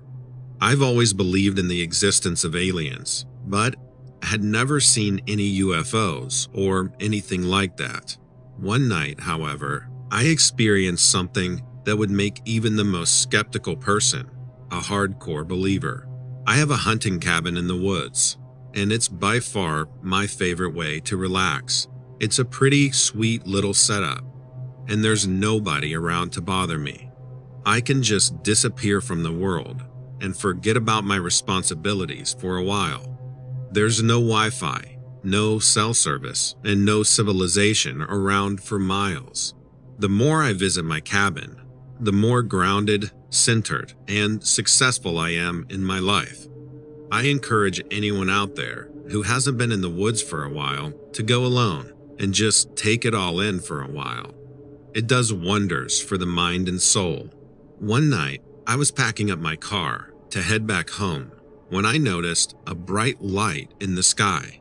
At first, I thought it might be a plane, but then I realized it wasn't moving. It was hovering silently in the air. It kept coming closer and closer, and I couldn't believe what I was seeing. I couldn't take my eyes off of it. The light was blindingly bright, and it seemed to be pulsating. It was unbelievable, and it kept coming closer to me. I began to make out details of the object. It appeared metallic, had lights all around it, and was heading straight toward me. I felt like I was in a trance as I watched it. It was completely silent, and it kept getting closer and closer. It was definitely a spacecraft of some kind. It stopped right above my property and hovered there for a while. The thing was absolutely massive, and I just stood there in shock, watching this giant metal spacecraft hover above my property. It hovered there for a while and shot off into the distance at a speed that was hard to comprehend. I stood there, stunned, for a while, trying to figure out what had happened. It was so surreal. I know I didn't imagine it, and that's what I kept wanting to tell myself. It was bizarre, and I wondered why it decided to come to my cabin, of all places. Then suddenly, I heard a rustling in the trees nearby. I turned around to see a figure emerging from the woods. It was a tall, thin man with a wide grin on his face. He was over 6 feet and was walking right towards me. He looked like he was wearing a reflective suit and was smiling wider than any person I'd ever seen. This freaked me out. This man came out of nowhere, and something about his face was off. His smile seemed completely unnatural. But before I could say anything, he started to speak to me. I remember his voice was calm, almost hypnotic. He started asking me questions about the object in the sky. He wanted to know what I had seen and how it had made me feel. His questions were evasive and personal, and I was still wondering where he even came from. There's nobody around for miles, and I've never seen anybody remotely around my property. Someone that was trekking around in the woods there was strange enough, but someone in a full-blown suit made absolutely no sense. Something was definitely not right. The man started to move closer to me, and his smile never fading. I took a step back, feeling like I was about to be attacked, but then he turned and walked back into the woods.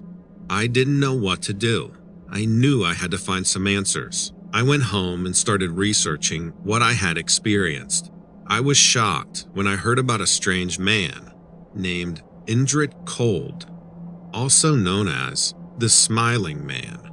I found out that he was often seen after UFO sightings and has been reported multiple times in West Virginia. He was said to be very tall, wear a reflective suit, and have a huge smile permanently on his face. He was said to be an alien, or maybe a supernatural being. I also found out that Indrid Cold was known for being friendly, but also very mysterious. Some people believed he was a messenger of some kind, while others thought he was a dangerous entity to be avoided at all costs. I got the feeling he was dangerous and had bad intentions. I don't know what Indrid Cold was or what he wanted from me, but I do know that he was real and that he was connected to the UFO sighting I had witnessed. The days following my encounter with Indrid Cold, I couldn't shake the feeling that I was being watched. I was constantly looking over my shoulder, afraid that he would appear again. But over time, I began to feel more curious than afraid. I wanted to know more about Indrid Cold, about the UFO sightings, and about the unexplainable in general. I started to read more books and articles about the paranormal, and even joined a local group of people who were interested in investigating strange occurrences. Apparently, if you're looking to have a paranormal experience, West Virginia is the place to go. I'm the only person in my group to have seen the smiling man, but all of us had some kind of encounter with aliens. All of us had crazy experiences, but the one thing that we all have in common is that afterward, we were completely changed. We all now had undeniable proof of the supernatural.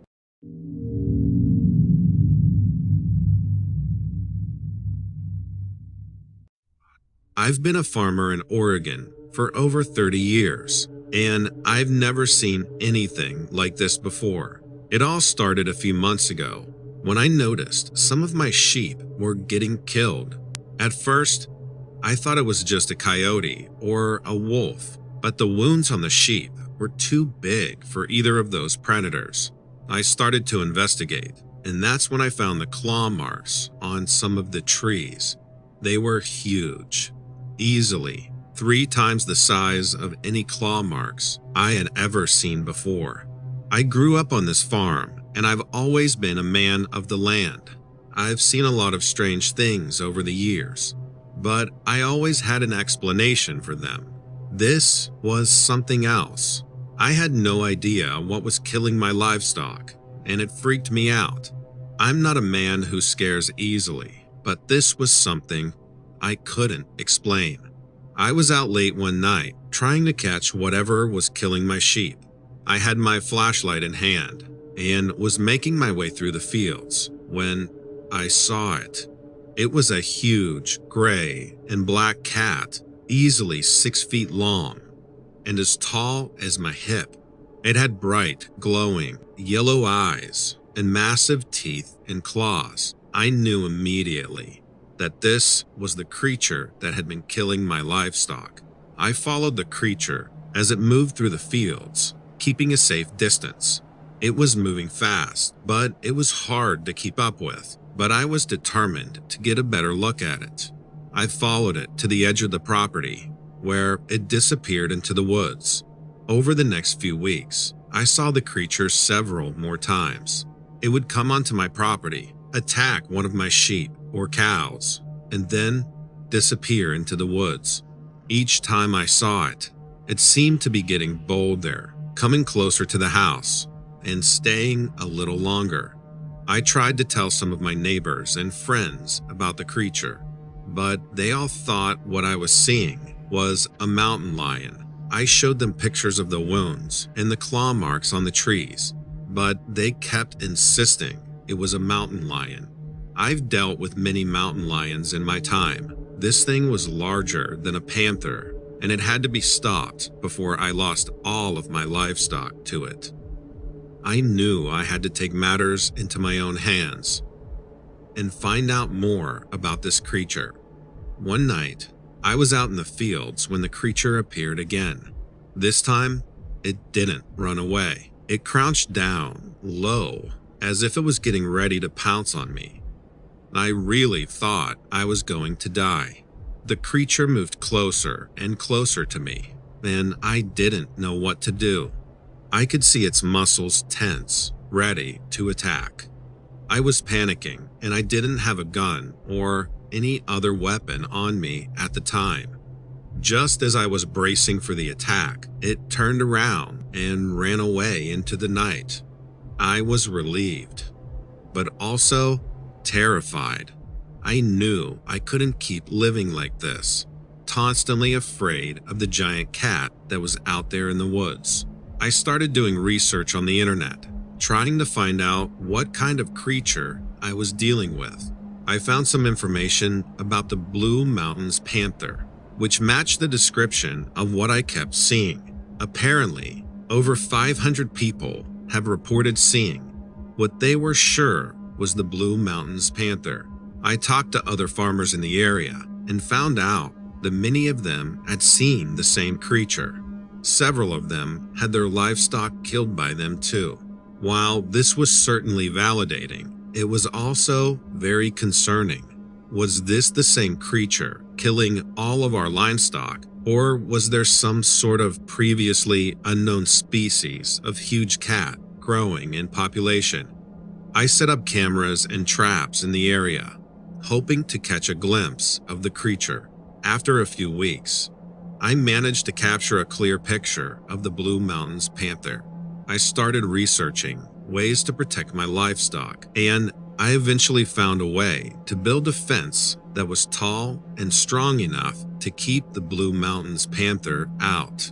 Even though I had found a way to protect my livestock, I still couldn't shake the feeling of fear that the Blue Mountains panther had left with me.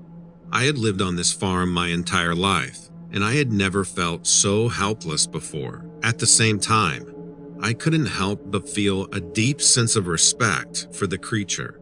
It was powerful and majestic, and it's a testament to the powerful forces of nature. It's clear there's still much we don't know about the world we live in. Over the years, I continued to see the Blue Mountains panther from time to time. It never came onto my property again, but I would see it in the woods, or catch a glimpse of it as it ran through the fields. Every time I saw it, I felt a sense of awe and wonder. I think about how close the cat came to killing me a lot. At the time, I was so certain it was going to kill me. If it could kill my full-grown cows so easily, it could have made mincemeat out of me with one swing. Surviving that encounter left me with a renewed sense of gratitude for every day I get to live. Before that experience, I had taken every day of life for granted, assuming that each day would be just like the last. But now I know that each day is a blessing, one that I should be grateful for. I've often wondered why the panther chose not to kill me. Was it simply not hungry at the time, or did it have other reasons for sparing me? I may never know for sure, but I'm grateful to it for sparing my life.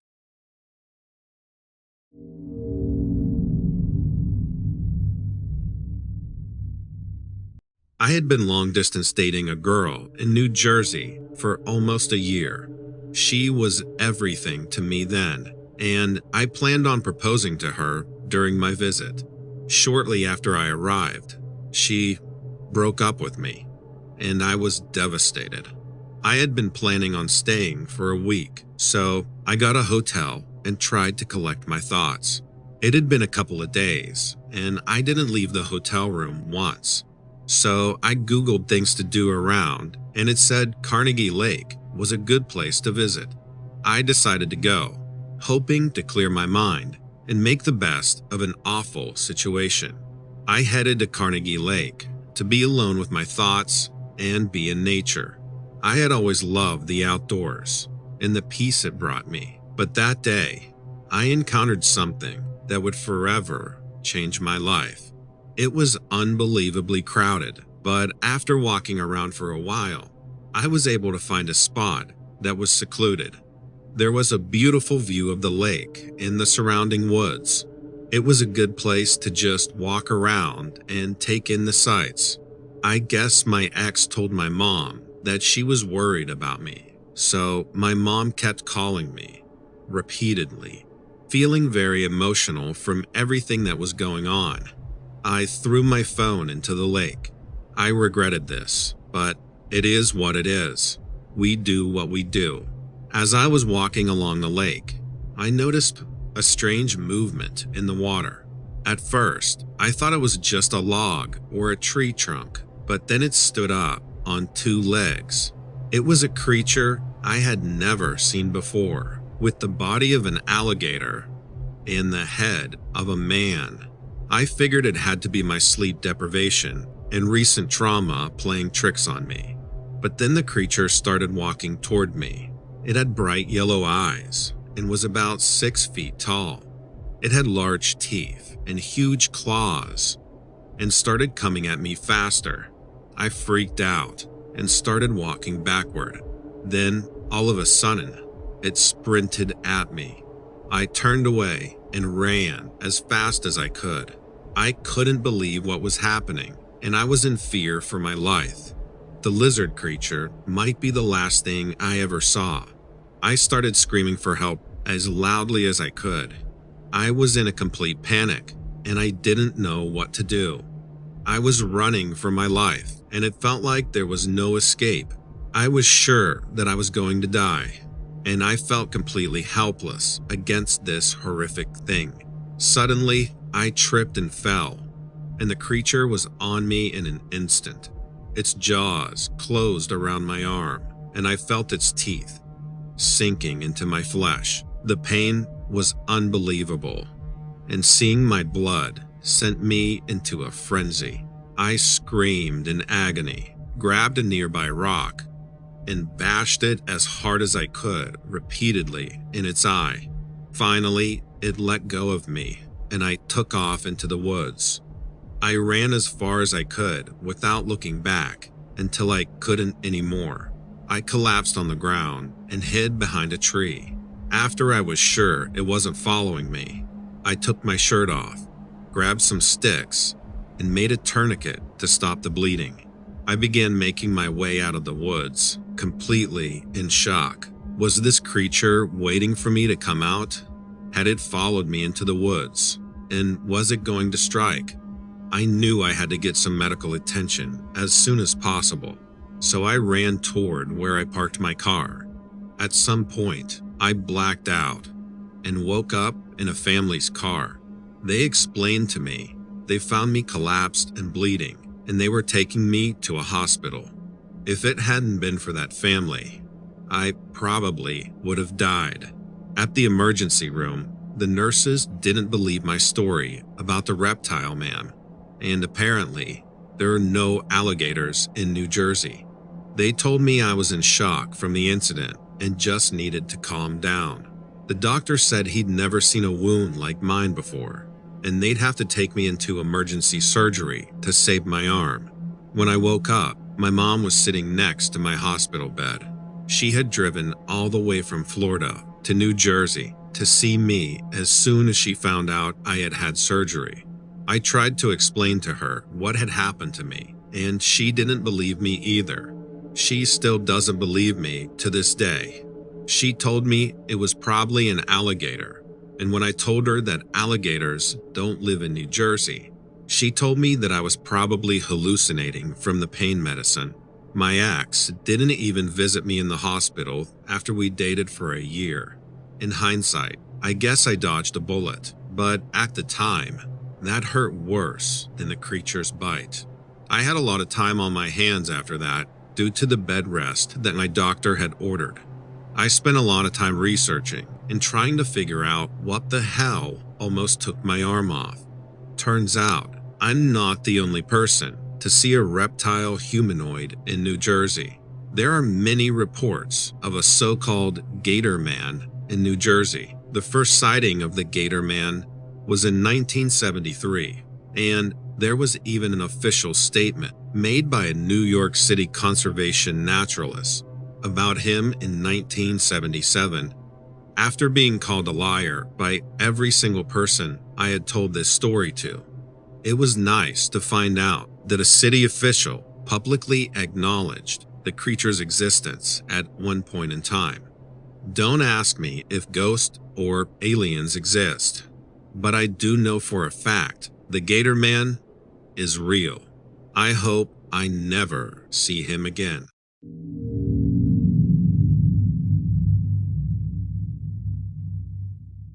I live alone with my dog, Blueberry, who is my best friend and my faithful companion. I work from home, so I spend pretty much every second of the day with him. He's a German Shepherd, and he is the sweetest dog in the world. If anyone ever tried to break in, however, I feel sorry for the burglar that Blueberry would get his paws on. To me, though, he's an angel. Luckily, it's always been peaceful in my neighborhood, and I've never had any issues with crime or wildlife. Blueberry has only shown his ugly side once, and I'm glad he did. I was fast asleep until I was abruptly awakened by Blueberry barking and snarling viciously. It was completely out of character for him, and it freaked me out. I grabbed my shotgun and went outside to see what had made him so upset. As soon as I opened the door, Blueberry took off into the woods. I called out to him, but he didn't respond. It was then that I noticed something was moving in the trees.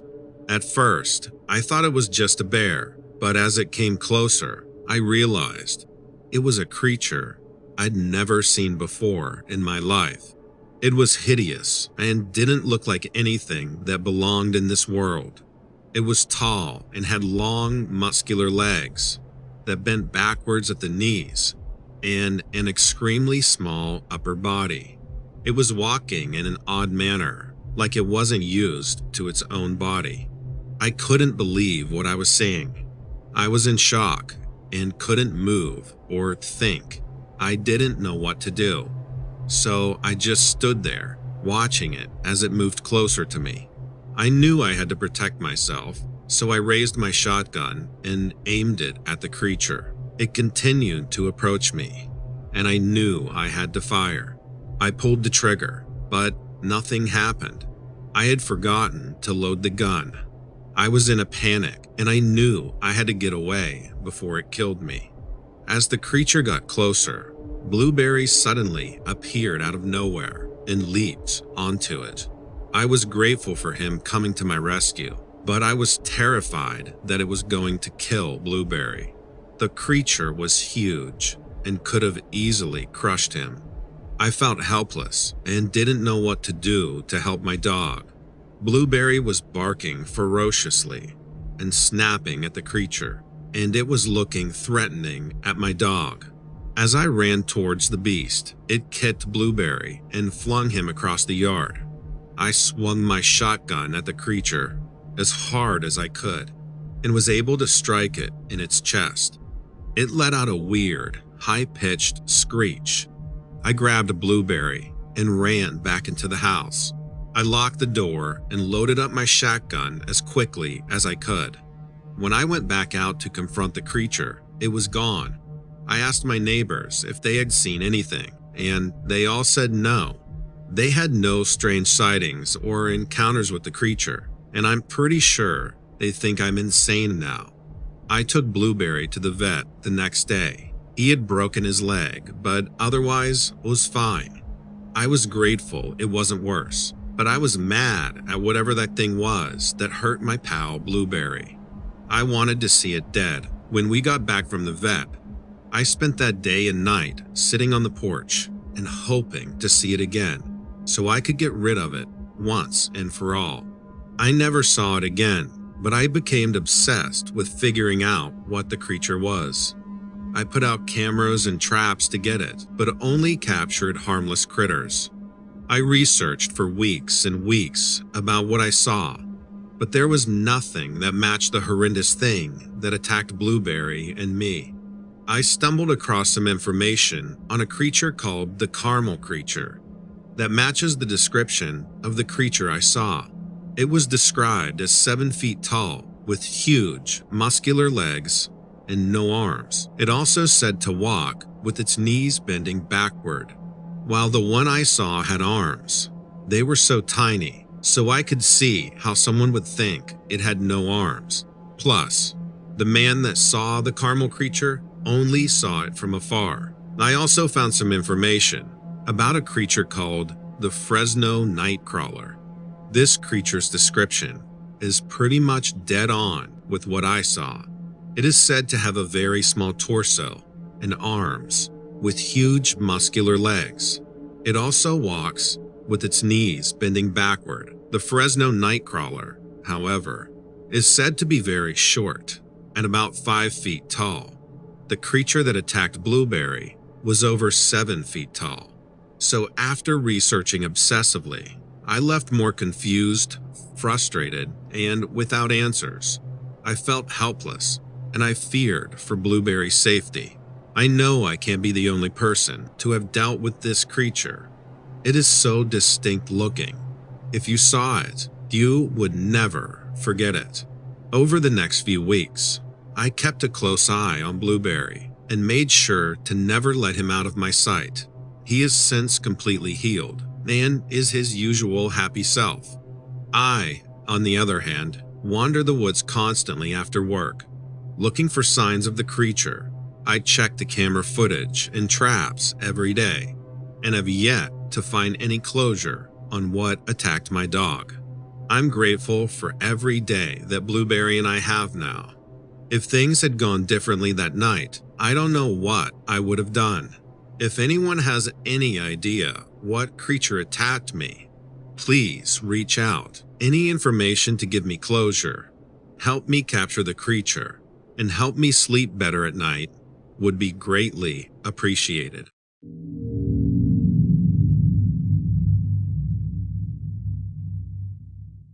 I inherited a very large piece of land from my family. They had owned the land for many years, and there was a lot of family history attached to it.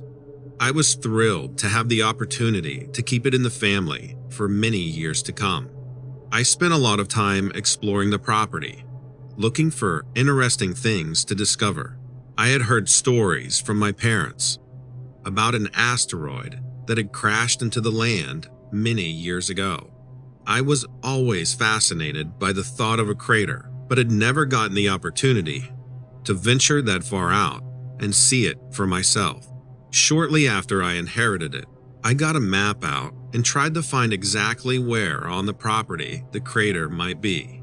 On my first attempt, I found a beautiful creek and a perfect place to camp, but no crater. I spent a weekend camping there, and is still one of my favorite places to visit to this day. On my second attempt, I found a gorgeous, secluded plain that went on as far as the eye could see. I like to go there and clear my head and meditate when the mood strikes me. Nonetheless, there was no crater to be found. I figured that during the next weekend, I would try to find it again. I began to head back to the house. On the way back, I stumbled across the crater. It was much larger than I was expecting, and I was so excited to have found it. I took pictures and videos of the entire crater to send to my family. I also captured the surrounding area to make it as easy as possible to find. I marked it on my map and headed back to the house to show my family what I had found. After that, we had made regular trips to the crater. We searched for some astronomical debris, took soil samples, and started spending much of our free time exploring the crater on our property. It's so humbling to see how big it is. It must have really been something to see when it hit the earth all those May years ago. One day, as I was exploring the area around the crater, I saw something strange sticking out of the ground. As I began to dig it up, I realized it was a skeleton. It was small, about 50 inches long, and looked almost like a human baby's skeleton. There were, however, some distinct differences. Its skull was elongated and almost triangular in shape, and its eye cavities were much larger than the average person's eye cavities. I was completely taken aback. I had never seen anything like it before. I started to wonder if it was a hoax or something, planted there by a prankster. But the more I examined it, the more real it appeared. I called my family members over to take a look. We were all perplexed by what we saw. We tried to figure out what it could be, but none of us had ever seen anything like that. We all had our own theories about what it could be, but it was like nothing any of us had ever seen. I eventually contacted some experts in anthropology and archaeology. They were just as baffled as we were. They suggested that I send the skeleton to a lab and have it analyzed. As the lab results came back, we started to realize that this was something truly extraordinary.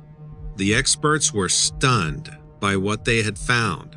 They confirmed the skeleton was not human and that it was from an unknown species. This absolutely blew my mind. I had always been interested in science and discovering new things, but this was like something in a science fiction novel. I started to wonder about what else might be on my land. What other secrets were hidden in the depths of the crater? The more I thought about it, the more I started to wonder what other kinds of marvels could be found on my property. What if any of those creatures survived? What if there was a previously unknown, perhaps alien family alive and well on the property? I continued to seek answers from experts, but no one could provide me with concrete information about the skeleton. They wouldn't flat out say if it was alien or an ancient hominid. The more information I gathered, the clearer that it wasn't human. But I've never been able to get any more useful information out of them. I felt like I was holding on to something that could be groundbreaking. Man, I didn't know what to do with it. I contacted various authorities, but they didn't seem interested in helping me. They were more interested in keeping things quiet and preventing a public panic. Most of them assumed I was seeking fame through a hoax I had created, even after I had sent them all the evidence I had gathered. Some experts that I had contacted suggested the skeleton might be from an ancient, unknown species that had been wiped out by a natural disaster. They believed that the asteroid that crashed into my land may have caused the extinction of this species. Others said it had to be alien from another planet, but urged me to not let the government find out about it, as they'd likely steal my property in order to observe the phenomenon. Whatever it was, in the right hands, it could have changed everything we thought we knew about the universe we live in. I decided to keep the skeleton in a secure location and continued to study it independently. I wanted to learn as much as I could about this unknown species and the asteroid that had landed all those years ago. I felt like I was on the verge of a major scientific discovery. I was thrilled to be a part of something so significant, something that could change the course of history. I continued to explore my land and look for other signs of this unknown species. I became more involved with the scientific community and started to work with other experts to try and unravel the secrets of the crater. Finding the skeleton was definitely a turning point in my life. It opened up a whole new world of possibilities for me and gave me a sense of purpose and direction. I do, however, fear what will happen when the government does indeed find out about what I have in my possession. What do you think I should do?